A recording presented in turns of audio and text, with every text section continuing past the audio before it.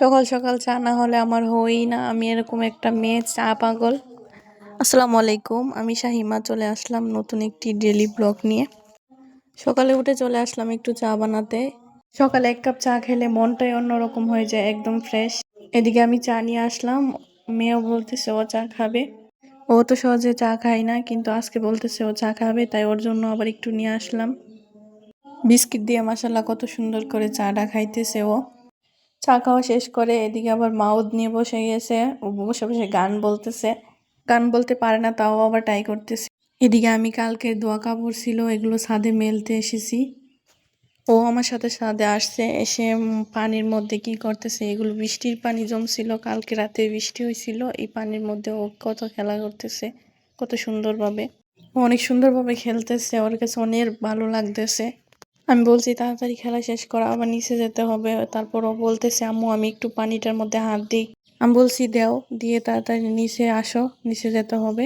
নিচে চলে আসলাম, এসে কালকের পোলাও ভাত ছিল রাতের, ওইগুলো ফ্রিজে রাখছিলাম, এখন এটি গরম করতেছি মেয়ে আর তার বাবার জন্য। এগুলো গরম করা শেষ হলে কয়েকটা হাঁড়ি পাতিল আছে, এগুলোকে মাজে নিতে হবে, মেজে ধুয়ে পানি শুকিয়ে রাখতে হবে। আজকে ঈদের দ্বিতীয় দিন, কথা ছিল ঘুরতে যাওয়ার, কিন্তু এদিকে সংসারের কাজ নিয়ে ব্যস্ত হয়ে পড়লাম। যারা শ্বশুর বাড়িতে আছে সব মেয়েদেরই একই অবস্থা।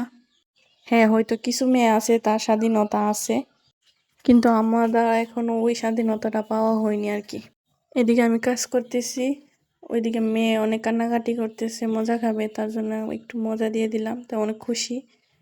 তারপর আবার আপনাদের ভাইয়ার শাড়ির বোতামটা খুলে গেছিল, ওইটাকে আমি একটু লাগিয়ে দিতেছি। কি করব, নারী হয়ে জন্ম নিছি, কাজ তো করতেই হবে, কোনো শখ আহ্লাদ বলে কিছুই নেই। আমি এটা মনে করি যে আল্লাহ যা করেন আমাদের ভালোর জন্যই করেন, আর ভবিষ্যতে যা করবে আলহামদুলিল্লাহ এটাও ভালোর জন্যই করবেন। তাই আল্লাহর উপর আমি পুরো বিশ্বাস রাখি, আমার আল্লাহ আমাকে নিশ্চয়ই ভালো পথে নিয়ে যাইতেছে। বাট ওই একটাই কষ্ট থেকে যায় যে নিজের ইচ্ছেটাকে প্রাধান্য দিতে পারি না। যাক, যেমন আছি আলহামদুলিল্লাহ। সবাই ভালো থাকেন, সুস্থ থাকেন, আমার জন্য দোয়া করেন। আর আমার ডেইলি ব্লগ দেখতে আমার এই পেজটিতে ফলো দিয়ে পাশে থাকবেন। আর ইউটিউবতে দেখলে প্লিজ সাবস্ক্রাইব করে পাশে থাকবেন। ধন্যবাদ। আসসালামু আলাইকুম।